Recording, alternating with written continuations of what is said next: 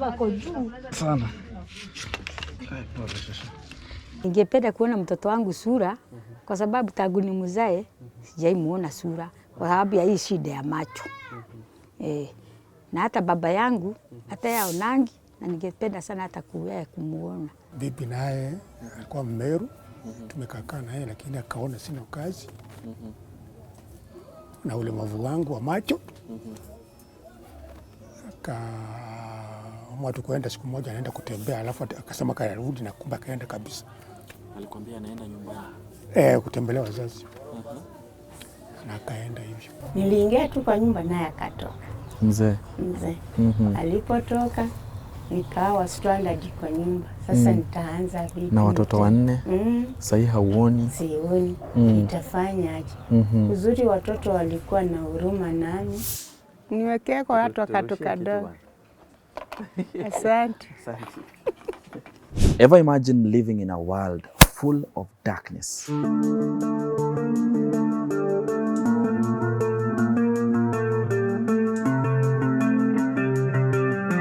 Well, that is the kind of life that the visually impaired have to go through for the rest of their lives.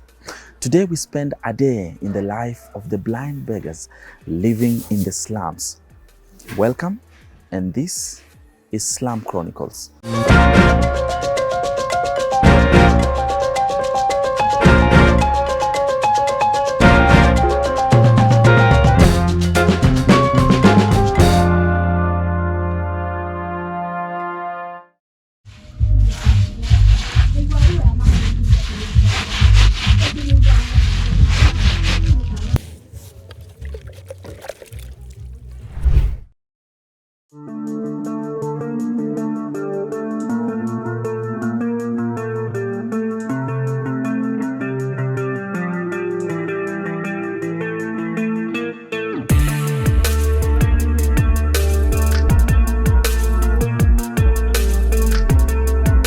Majina najulikana kama Alice Buya Sagala. Nilizaliwa Western pahali panaitwa Losala Village, Sorongo location, Sabata sublocation. Na hii ilikuwa lini? Nilizaliwa 1964. Na saa pengine shida yako ya macho ilianza lini? Hii shida ya macho ilipatikana wakati nilikuwa primary school. Nilikuwa standard 5, walikuwa wametuambia twende PE. Alafu tukapewa mpira tukacheza. Period ya PE ikaisha, tukarudi darasani. Kuko kijana mmoja aliingia na mpira darasani. Hakuchoka kucheza, ndio akaingia nayo darasani. Kaanza kupiganga, ikienda nyuma mbele, nyuma mbele. Sasa kwa bahati mbaya likakuja kuniangukia kwa hii jicho ya left. Hapo ndio shida ya macho ilianzia. Lakini nilizaliwa tu mtoto mzuri mwenye anaona. Sasa kuendelea hapo ndio nilienda nyumbani, mama akaniuliza sababu wamama wanakuanga wa kuangalia watoto sana. Nini inafanyika kwa macho sababu ilikuwa inalia tu. Ndio nikaelezea. Kesho yake akakuja shuleni, akauliza walimu. Sasa wakaita huyo kijana, wakaita mzazi akuje. Kuanzia hapo ndio tukaanza kuenda hospitali. Nilipelekwa hospitali ya Mkumu. Wakatuambianga turudi after 2 weeks. Sababu macho inakuanga sensitive, hawaendangi nayo mbio, wakupatie dawa uwekange, ukirudi ndio waone inafikia wapi. Lakini kuanzia hizo masiku haikupoa. Ikaendelea tu kuuma hivyo. Na Mkumu ni private hospital. Sasa pesa zilikuwa zinaenda nyingi, ikafika pahali wazazi hawakuwa na pesa. Ikabidi wani transfer Kakamega Provincial Hospital. Sasa nikapelekwa huko, nikalazwa. Kulazwa huko wakaendelea kunipatia madawa. Sasa mama alikuwa anakuja nakuta tu hakuna change. Nimelala tu hapo, ingawa walikuwa naweka dawa lakini hazikuwa zinafanya kazi. Kamaliza mwezi mmoja Kakamega, mama akakuja kuniitisha nitolewe huko. lakini madaktari hawakuwa rahisi kuniachilia. Mama akafanya kitu kama forcing, akasema kama mtipati mimi naenda tu na mtoto wangu nijaribu tu tena kwingine. Na alifanya hivyo. Kutoka huko ndio akanipeleka Rasha Kisumu ndio wakanisaidia na dawa nyingine yenye kustopisha machozi, sababu machozi ilikuwa non-stop. Sasa wakanituma Mukumu, twende tukapime miwani. Nikapewa hiyo miwani. Ilikuwa shida sana kuona tena. Ikabidi wanikalishe karibu na ubao. Ndio kama wameandika vitu kwa ubao nipate kusoma. Niliendelea tu hivyo mpaka form 4 na hiyo miwani. Nikafanya mtihani zangu zote za class 7 na form 4. Na najua ulipita. Nilijaribu kwa kusumbukana. Sasa hivi mnauzia watu? Tunajaribu kuuzia watu ili tupate kama kaunga tena. Moja ni Kobori. Na wenye wananunua makani kama akina nani? Wenye wanapika kwa mjengo. Kwa mjengo? Wale wanapikianga watu wa kufanya mjengo kama Githeri.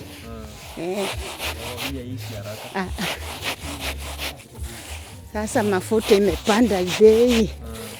Sasa kwangu kama mafuta ya Mbawata chai peke yake hivi.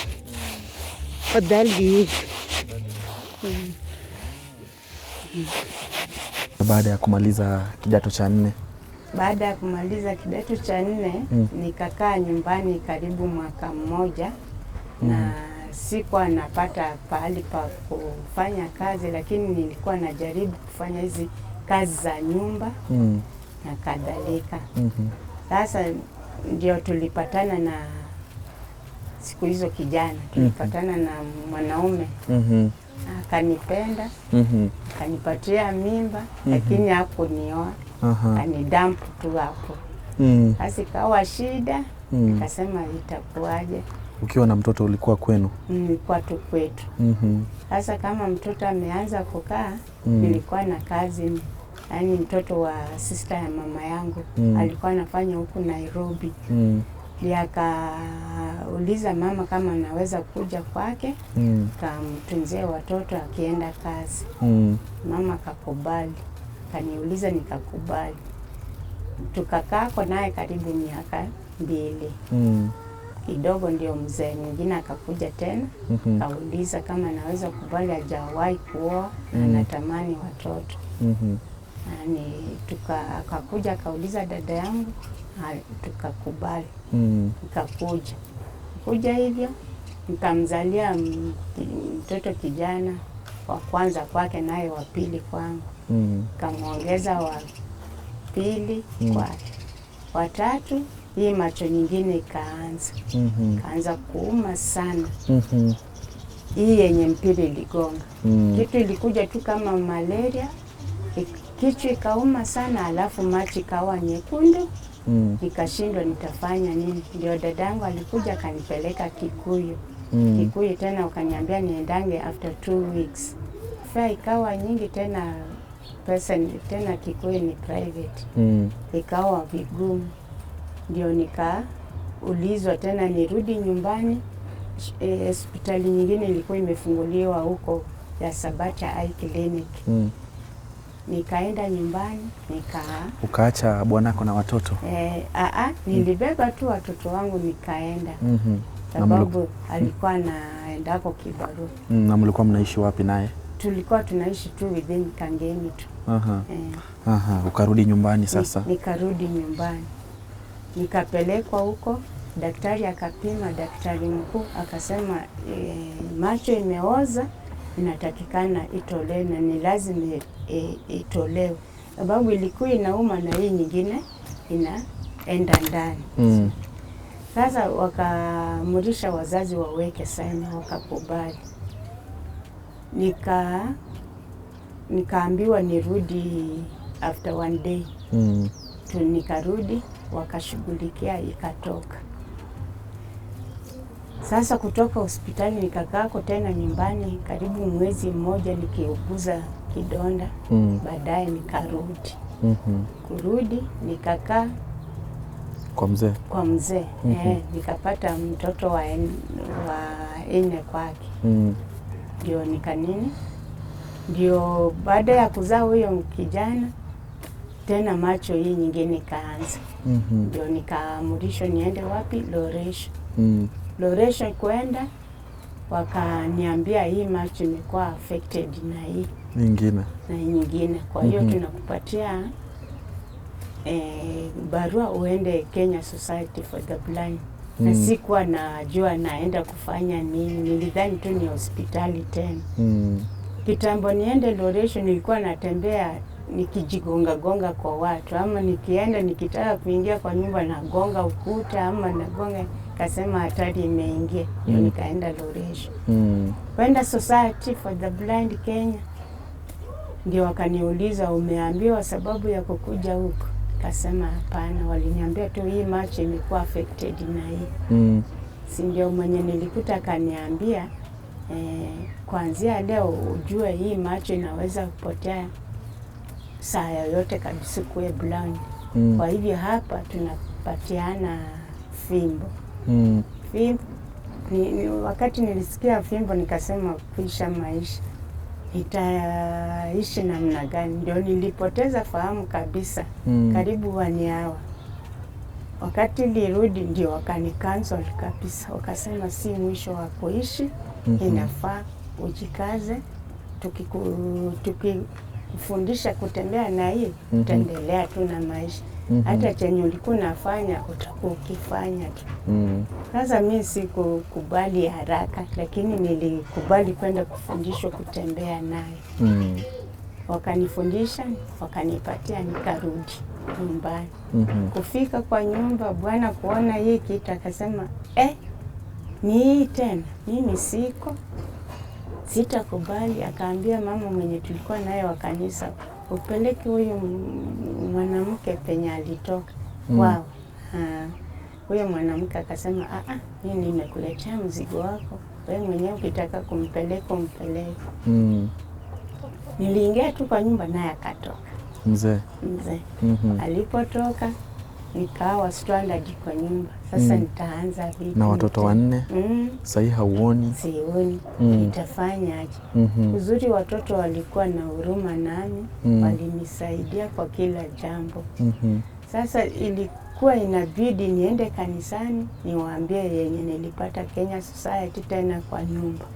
Sasa kuanzia hapo, sababu sikuwa na kazi, wa kanisa wakajitoa, walikuwa wananipatia pesa kidogo, ama mwenye anatembea, unajua tuko kanisa, mwenye atatembea na kaunga na sukari hivyo hivi. Sasa hawakuchoka na mimi. Na mzee akapotea hivi. Kwa hivyo mama, hivi ndio unatengeneza hizi? Hivi ndio natengeneza. Na hii moja ni 5 bob? 5 shillings. Wow. Well, as you can see, her sight may have failed her, but her hands keep fighting for her. And she has to do whatever it takes to make sure that her family at least has something on the table. She serves this at 5 shillings. And from what I see here, there are around 70 chocoballs, and out of which she's likely to make around 350 shillings for herself. Wakati mzee alitoka kaenda, alikwambia kwa nini anakuacha? Sasa alisema kwao hawezi kaa na kipofu na hawezi kwao kunako mlemavu yoyote. Sasa akakuacha na watoto 4? Akaniacha na watoto 4. Alijua watakula vipi, wataishi vipi? Hata hiyo kitu haikuwa kwake. Hata kusoma. Ilibidi nijikakamue chenye nilikuwa napata kidogo, wanaenda shule. Huyu watatu ndio alifaidika hapo na basari ya Mheshimiwa Wanyonyi. Huko ndio nilikuwa naenda kwa basari mtoto akisoma. Na pengine ulifuatilia kujua mzee alienda wapi? Sasa nilisema hata nikijua nitaonaje. Si nikienda labda wanaweza nigonga tena nikapate alama zingine. Niliomba tu Mungu nipatie uvumilivu, nikalinde tu watoto. Lakini nilisikia tu habari alikuwa ameenda kwa mwanamke mwingine Mgisu huko Akamuoa. Sasa sijui kama ilionekana aliolewa, sababu kama ni kuoa angekuwa na nyumba yake, alete mwanamke kwa nyumba. Lakini yeye alienda kwa huyo mama. Na hadi wa leo unajua pengine mahali yuko? Ilifika pahali kwa Waluya lazima watoto watahiriwe. Ikabidi wamtafute. Babake aliamrisha mtafute ndio watoto watahiriwe. Ndio wakati huo alikuja akapeleka watoto akatahiriwa. Kidogo tena akarudi. Sasa hii maneno ya corona tena watu walijipa shughuli wa kuenda nyumbani, wa kuenda wapi, akajikuta ameachwa. Akarudi tena akarudi. Na baada ya kurudi alikuambia nini? Aliniambia tu nimsamehe, ajui chenye kinamfanya, sababu aliona naendelea tu kivyangu. Na mimi singemfukuza sababu niko na watoto wake. Ikabidi tena watoto wamzoee tena. Baadhi? Hapa ndio nyumbani? Ndiyo. Sasa unaishi na nani? Naishi na watoto na mzee. Sasa hii mzee ako nje? Ako nje. Hayuko? Hayuko. Na watoto wanalala wapi na wewe wapi? Mimi nalala hapa kwa kitanda. Msichana hapo na nakuwa na aibu sasa, amekuwa adole. Sasa ndio nahofia sana. Na vijana wenzao wamewachukua huko nyuma. Vijana wako huko nyuma. Alafu mwingine nilisema ako na anko yake anasomea Ushago. Mashambani. Ndio huyo anko yake ambaye aoni. Ana ulemavu wa macho. Ili amsaidie pia. Na pengine unakumbuka wakati ambapo labda ili jicho lako uliona mwisho? Hii ya right ama? Ya right. Ya right silikuwa wakati niliona ilikuwa 201. 201 ndio uliona mara ya mwisho? Mara ya mwisho. 202 ikaanza kuleta vitu zikawa kama TV ikifanya nini mchele hivi. Ikaenda tu hivyo sasa. Na sasa hivi unahisi vipi katika macho yenyewe? Macho ingawa nimejikubali, lakini nafikanga pahali sababu nilikuwa nafanya hapo kazi kangu, hata kama hakuwa kamaana napata pesa zangu nafanya vyenye nilikuwa nafanya. Lakini saa hii kwenda kuomba naenda kwa Westlands. Kwanza nilikuwa na time wakati wa Friday msikitini. Hao ndugu wako wakarimu sana, walinisaidia kabisa. Nikitoka huko natokako karibu na kila kitu ya nyumba. Hata wakati mwingine tena nikagongwa na gari, ningekufa tu, lakini nashukuru Mungu mwenye ameniweka hai mpaka sasa. Niligongwa na gari nikaendako tena Kenyatta. Kanisa tena ikasimama na mimi, nashiriki Friends Church Kangemi. Walinishughulika sana. Sasa niliendeleanga tu kuomba tu hivi. Ikafika wakati mwenye nyumba anataka mahitaji yake ya nyumba, sina kitu. Ikafika pahali akasema nitoke. Lakini nashukuru mzee kijiji na wakijiji wakamkomesha, wakamwambia huwezi toka. Lakini nilikuwa nimemwambia anivumilie mpaka watoto wamalize kusoma ndio nitoke hapa, sababu nikienda pale pengine inabidi nilipe na sina pesa. Kwa kijiji hapa ni yeye tu hana macho ya kuona, lakini naye anajaribu sana kujisaidia yeye mwenyewe, hata kama ako namna hiyo. Kama angekuwa na uwezo wa kuona angefanya maajabu, hata angejitafutia nyumba hapa ndani na yeye awe mwenye nyumba ama tumuite landlady. Lakini sasa uwezo ya kupata nyumba ile inaitwa yake ni ngumu, kwa maana mapato yake sio rahisi. Kama ingekuwa anapata angekuwa ako na nyumba yake. Well, that's the kind of life she has to go through, and she may be the only one in this slum that accommodates around 9,000 people. But I'm told across there is another slum, and there are people also living in similar conditions. Let's go and find out how they lead their life.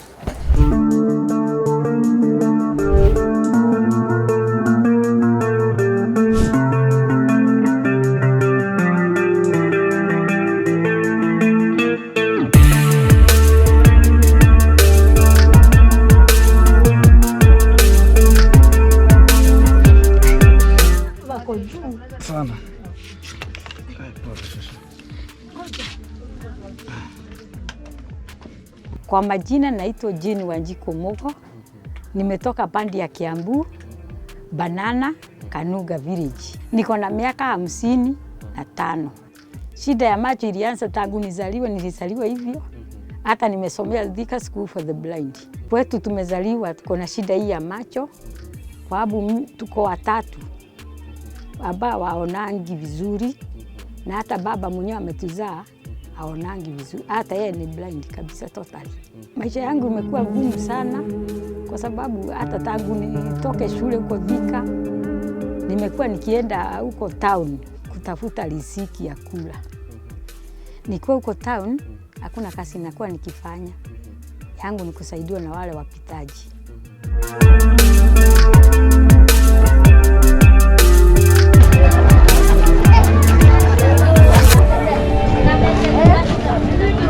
Kwa majina anaitwa Nicholas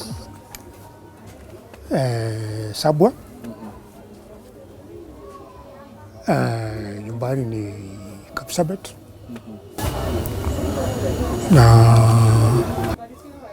wazazi baba alikufa around 1990 hapo. Alafu mama nyumbani ni Siaya kwa mama. Lakini kwa sababu ya ulemavu kutaka kuhusika na mambo ya watoto walemavu kwa sababu kijamii anaona haileti picha mzuri. Sasa pia yeye akatoroka. Niko na watoto wawili, miaka 5 na mwingine miaka 7, lakini wako nyumbani. Kwa Kapsabet. Bibi naye alikuwa Mmeru. Tumekaa naye lakini akaona sina kazi. Na ulemavu wangu wa macho. Akaamua tukwenda siku moja anaenda kutembea, alafu akasema karudi na kumbe akaenda kabisa. Alikwambia anaenda nyumbani? Kutembelea wazazi. Na akaenda hivyo. Na ilienda lini? Ni karibu miaka 3 imepita. Na hakuwa irudi hadi wa leo? Hakuwa, lakini najua mimi ni mtu mko na akili. Kaona huyu labda aliona hataki kuhusika na mambo ya ulemavu. Unajua mtu hawezi kuambia. Mtu asemangi ati mimi sitaki. Mtu asemangi. Mwenyewe tu unajiona tu na tabia.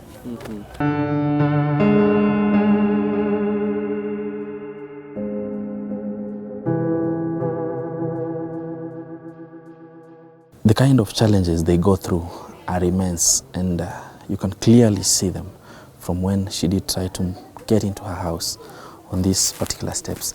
But again, having to depend on someone for everything, literally everything that you do in your life, is something I not wish for anyone. But they move on irregardless. Mimi niliingia ndoa, niko na mtoto mmoja. Nikaingia ndoa ya mtu ambaye alikuwa na bibi mwingine. Na nikakaa kidogo nikapata mtoto mmoja. Mwenye alikuwa amenioa alikuwa blind.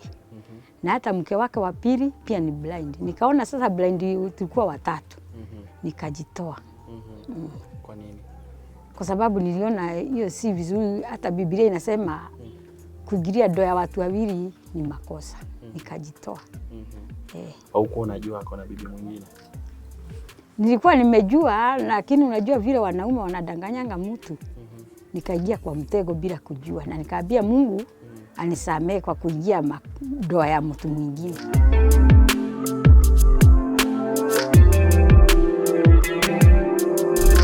Ningependa kuona mtoto wangu sura kwa sababu tangu nimzae sijaimuona sura kwa sababu ya hii shida ya macho. Na hata baba yangu hata yaonangi, na ningependa sana hata kumuona. Lakini umejaribu kwenda hospitalini? Hii macho yangu nafsi huku ndio shida. Nafsi huku hata ni kila kitu gumu huku nafura. Kwa sababu huku ndio kuna nguvu. Na madaktari walikuambia unaweza ukatibiwa ama vipi? Walisema siwezi tibiwa kwa sababu ni ya kusaliwa. Haiwezi fanyiwa operation, haiwezi fanyiwa nini. Sasa nikaambiwa tu nikae hivyo. Kulipa nyumba na kupata mavazi ni shida tu kwa sababu ni kwenda town jioni, tena unakuja unanunua kidogo, umepata unanunua chakula kidogo, unapata una save, unalipa nyumba. Lakini kutoka tangu hii corona ikuje sitoki. Nakaa tu hapa kwa nyumba, hata shida ni nyingi. Kwa sababu hata kulipa nyumba ni shida. Nyumba yako unalipa pesa ngapi? Na umekaa muda gani bila kulipa? Nyumba yangu nalipa 2,500. Huyu msichana wangu anafanya hii kazi ya Uhuru, alitoa ya kazi ya mtaa. Sasa ile kidogo anapata pale, anakuja tunagawa, tunalipa nyumba nayo.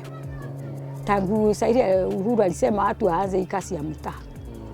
Lakini hapo mbeleni nilikuwa kutumia marafiki wanisaidie kulipia nyumba. Hata hii mwezi hatujui tutalipa na nini.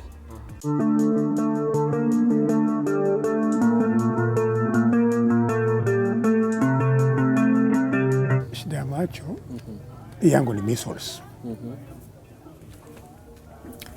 Na mwangazi naenda kipungua kulingana vile mimi huendanga hospitali. Naenda Lions. Naenda Kikuyu. Hospitali nimetembea. Madawa ndio natumia kwa wingi. Sasa ni ile ukisikia nauma unaenda kwa hospitali. Na unafanywa daktari anakuangalia, lakini pia ni kama hiyo madawa pia imenisaidia. Kwa sababu measles unajua zifanya operation. Si kama cataract. Ama hizi magonjwa zingine. Ama wanapimanga kila kitu mpaka kuna pia magonjwa za pressure. Ile inaletwa na kutoona. Lakini pia umeona si pressure. Hata wengine madaktari wengine wanastuka. Hata nimeenda pia Sabati ile ya Vihiga. Kwanza wenyewe hata wanashinda ni ugonjwa gani, mpaka wenyewe wanakuuliza ni ugonjwa gani. Wanauliza ni cataract. Hapana, juu cataract nao operation hata ni bure kwa serikali. Kama pale popote juu haina kazi mingi. Kisa yangu ni measles. Sasa nikamwambia mimi nitaishi hivi milele. Mpaka nikapewa kadi ya ulemavu. Ile kadi ya ulemavu ukipewa kwa shirika la serikali inamaanisha kwamba hautarudi saa, utakuwa mlemavu kabisa. Juu lazima upimwe na serikali na daktari kila kitu. Sasa kadi niko nayo hata nimekuonyesha. Kumaanisha mimi bado nitakaa hivyo tu. Na unaona umbali gani labda? Una uwezo wa kuona? Yangu mimi naona vidole 2. Sasa vidole 2 ni kiasi gani? Juu ukienda kwa daktari anakuonyesha kidole ya kwanza na ya pili. Yangu inaishia ya pili. Sasa sijui ni mita, ni centimeters ama ni nini. Hapo kwa sababu mimi si mtaalamu wa daktari siwezi jua. Lakini vidole 2. Na wakati uligundua kuwa sasa unaanza kupoteza labda uwezo wako wa kuona, ilikuwa vipi kwako? Ni ngumu kwa sababu ndio inafanya nipewe hii kijiti. Hii inanisaidia kuruka barabara sana. Hii kijiti inaitwa white cane. Bila hii pale ya Waiyaki Way, vile magari zinakuja mbio, inakuwa ngumu sana. Ukiweka hivi mbele, zinasimama. Hata wale watu wako na macho pia unawasaidia wanaruka. Wakati umeweka mbele, juu wale wa macho wanangoja gari zipungue ndio waruke barabara. Lakini wakati unakuja alafu unaweka mbele, unafanya nini? Magari zote zinasimama.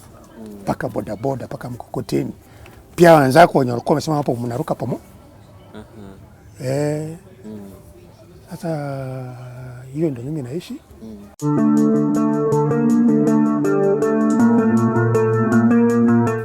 Mimi mtu amenisaidia sana na chief wa Kangemi anaitwa Madam Florence. Huyo chief amenisaidia. Yeye mambo ya walemavu ameweka mbele sana. Na namshukuru, aongezewe maisha na apewe promotion. Amenisaidia kwanza wakati wa corona, hizi misaada zimetoka mingi sana. Mimi napigia tu simu. Uko wapi? Kuja hapa kwa kuja wapi? Kuja wapi? Yaani huyo ndiye amefanya mimi nimeishi. Ile chakula nakupea unaweza kaa na hata mwezi mmoja. Juu watu wote wanataka, wanakuja kwa wale wanataka kupeana msaada. Unaanzia kwa sasa yako na malist na manamba. Juu bila yeye chakula inakuja, lakini wewe ni mlemavu huwezi ngangania na watu wengine. Juu hao wengine wakikuja na ni kungangania. Unasikia lori imekuja, uko na shida, wewe ni mlemavu, lori imeisha chakula na hujapa. Juu wale ni kungangania ile anaweza beba. Lakini pale kwa chief huyo Madam Florence wakitusuru, ya akiita walemavu anaita walemavu, inakuwa ni order. Wale wameita ndio yeye ndiye amenisaidia. Na upande wa kulipa nyumba mahali ambapo unaishi? Kulipa nyumba kulikwambia sasa na ndio miezi 3. Kwa mtu alikuwa ananisaidia kulipa. Unajua binadamu huwezi mtegemea kwa kila kitu. Sasa zingine anafika pale anachoka. Lakini hata kuambia vizuri tu ni ule mwenye nakaa na yeye, yule landlord ananielewa. Nimekaa hapa muda mrefu sana. Angekosha nitupa nje. Nashukuru sana huyo landlord. Ndio miezi 3 kukaa bila kulipa. Hii Nairobi ni ngumu sana. Na unalipa pesa ngapi? 2,000 kwa mwezi. Kwa hivyo ni 6,000. Sijaweka mahitaji ya chakula. Na pia wale watoto wako nyumbani na nyanyangu unatarajia pia niwatumie ujaonekana nyanyangu huko. Hivi nataka unisindikize tuende huko kwa barabara, hata kuanzia hapa kwa kijiji uone vile watu wana react. Sababu inakuanga ngumu, lakini huwa tunajikasa tu roho. Tuone kama tutapata kitu leo. Nichukue fimbo yangu. Alafu Kevin, nimekuona wewe hujajifunza maneno ya wenye wasioona. Sasa usimame nikuambie vile tunashikwa. Nakushika. Sio hivyo. Inafaa nikushike hivi. Hapa kwa elbow. Na ukue ulegeze, sio ustuke ukinini. Alafu ukiona kama mawe mbele uniambie mapema, sio ufike hapo nijigonge. Kama ni mtaro useme. Sasa hii mambo yetu ni kuongea. Tunaenda kutumia kikombe gani? Kikombe sasa ya kawaida niliwekanga mbali, tuchukue tu yote hapo. Yote. Ama tuchukue hii mkebe. Iko sawa? Hapo sasa kuna kiti. Kama huko kwangu nakujua. Kwako umezoea. Sasa nje ndio shida.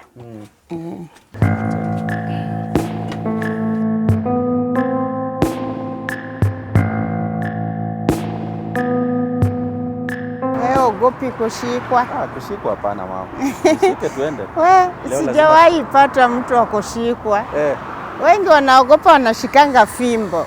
Wenye hawanijui. Kwa nini?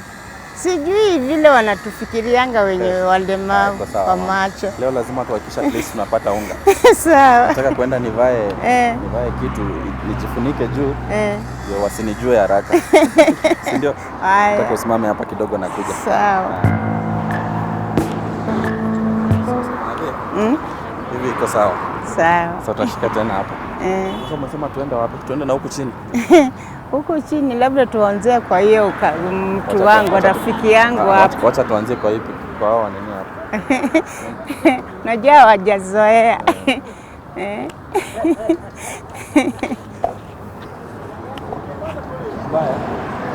Kubaya.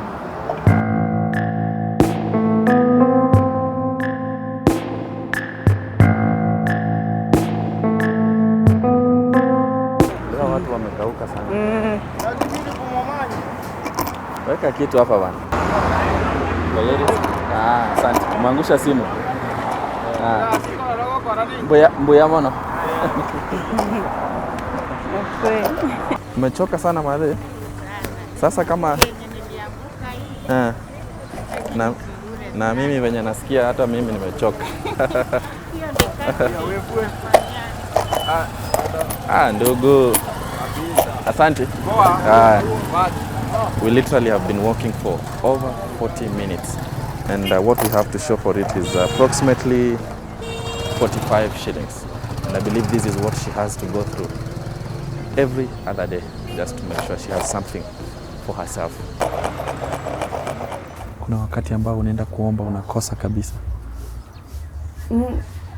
Iko wakati, lakini siwezi sema nakosanga kabisa. Mungu anasaidia hata napatako tu. Hata kama ni shilingi 10 ama 50. Kwanza shida tu tena ni kukurosi barabara. Kama niko peke yangu, kama magari nao wako na maringo, wakikuona na hii fimba hawawezi simama, hata kama uko na zebra crossing. Hawawezi simama. Ukiambia mtu anakuuliza, kwani mimi ndio nilikutoa nyumbani? Ama wanapita tu. Sasa kwa 10 kunatokea tu mtu mmoja ndiye anaweza kukusaidia. Saa zingine mambo kama hayo yanakuchoma moyoni sana. Zaidi hata na give up the following day. Saa zingine nikitaka kutoka na kumbuka nasema sasa nitakuaje? Nitapitaje hizo mabarabara?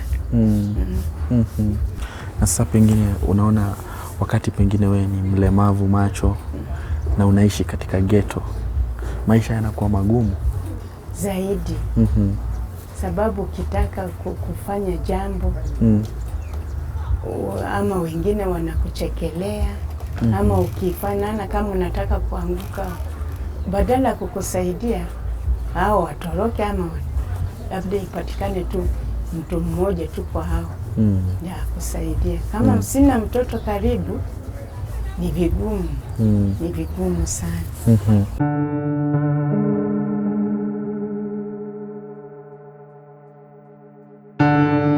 Hapa damu tuko na machoo nje. Hakunako mtu mwenye ako na choo ndani. Zote ziko nje. Hata ukitaka kwenda nje unafikiria sana. Ubaya tu kama mvua imenyesha, matope kwa wingi kabisa. Sasa inabidi tena mtoto anishike anilete. Na kama hakuna mvua mwenyewe najikakamua, sababu najuanga mlango yetu ni 3. Sasa nakuja tu, nimemark tu vile nakujanga kwa choo. Alafu nashika mlango mpaka nifikie mlango wa 3. Ndio naingia. Lazima ubebe maji. Kwa hiyo inabidi tu labda yangu ni jioni mpaka mtoto atoke akuja anifikishie maji, alafu naingia. Atoke shule. Na changamoto gani zingine ambazo mnapitia?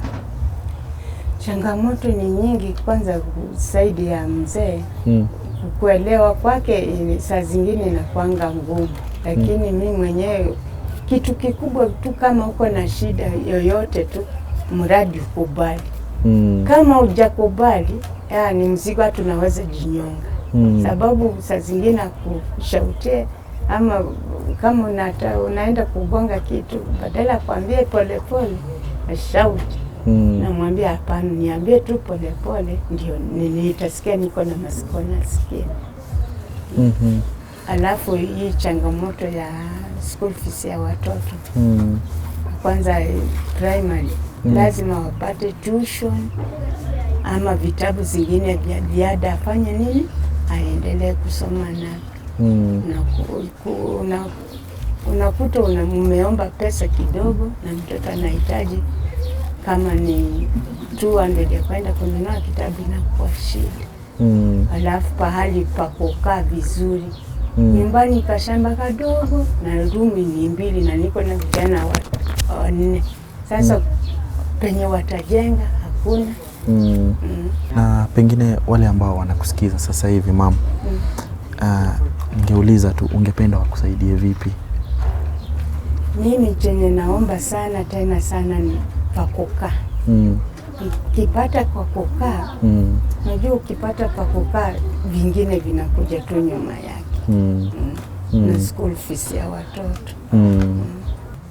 Na umekaa muda gani bila kulipa nyumba yako? Bila kulipa nyumba ni karibu miaka, si karibu, ni miaka 2 na sababu ile nyingine ni 2019 plus hiyo ya corona. Hata huko nyuma ya 18 ilikuwa bado. Kwa hivyo ni zaidi ya miaka 2 hujalipa nyumba. Na nyumba yako unalipa pesa ngapi? Nalipa 2,500. Sasa hii wakati landlord alikuwa amekuja kufukuza. Ilikuwa vipi hiyo? Niliona uchungu, nikasema nitaenda kwa nani. Nikalia kabisa, nililia, nikasema na hao watoto nani atanikaribisha. Ubaya tena kwa mandugu, ukiwa first born inakuanga vigumu sana kusaidiwa. Na tena kama uko mlemavu hakuna mwenye atakukaribia. Ni ndugu mmoja tu mwenye ananifuata, alafu tuko 2 vipovu kwetu. Na yule kipovu tena huwa wananipigia kwa simu ama wakipata kitu wananirushia. Na pengine watoto ambao ungetaka wapelekwe shule ni akina nani? Wakupeleka shule ni second last born na last born. Sababu hao wengine walifika tu 8 nikawa sina namna wakati nilikonjeka. Pole. Naona machozi yanatoka. Pole. Asante. Ningependa huko nyumbani niko na kashamba kadogo. Mtu akijitolea anijengee, tafurahi sana. Na kwa sababu msichana wangu anasoma kidogo, munilipie nyumba.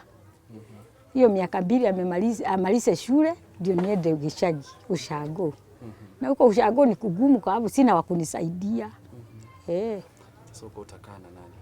Huko sina wakukaa na ni kubaya huko padi ya Kiambu. Watu wanashikanga watu cha nguvu na mimi sitaki huko. Afadhali tu nikae hapa. Afadhali nikae tu hapa. Mimi sipendi kuomba. Hata mtu mwenye anaomba unaona vile anakaa. Hiyo nayo ndio kuna watu marafiki nini najua anaomba, lakini mimi hiyo ndio nimeomba kwamba ni Mungu anitoe kwa hiyo kabisa. Nikae kwa barabara hapo town naomba. Hiyo ndio nimejaribu kujiepusha. Licha hata kama marafiki zangu wengi wanafanyia ka. Lakini sasa mimi nataka kitu nanipeleka kwao. Nataka tengeneza kikundi cha walemavu kuchukua certificate. Ili kama kuna mahali tuombe pesa isaidie kikundi cha walemavu. Sasa mimi nawaleta pamoja.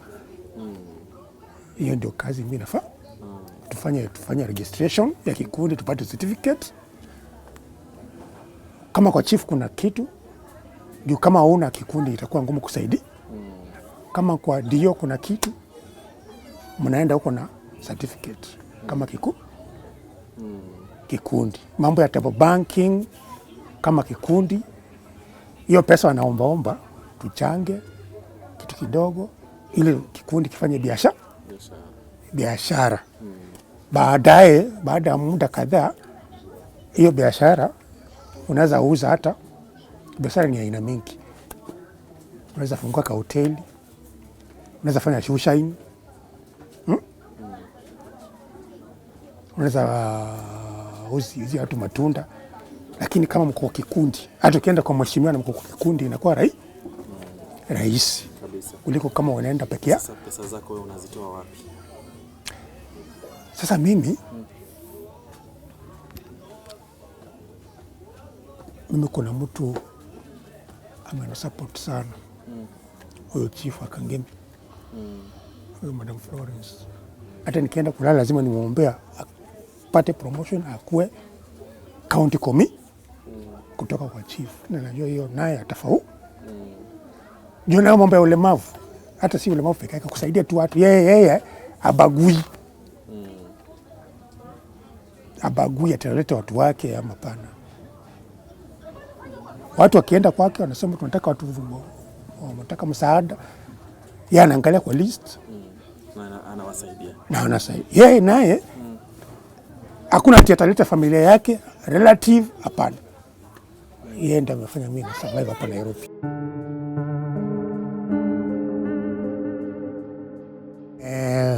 Yule bibi yangu alienda na kaniwachia watoto. Mimi sina ubaya, na siweki kitu kwa roho, na sitaki kujipea pressure maisha. Mimi nachukulia vitu rahisi. Mimi namkaribisha tena tuendelee na kwa sababu najua maisha yangu itarudi sawa. Mimi sikumfukuza. Mwenye alijifuku kwa sababu aliona ulemavu hawezi kaa nayo. Lakini najua akisikia niko na mazuri atajileta polepole na bila kuitwa. Mimi sina kitu kwa roho. Namkaribisha.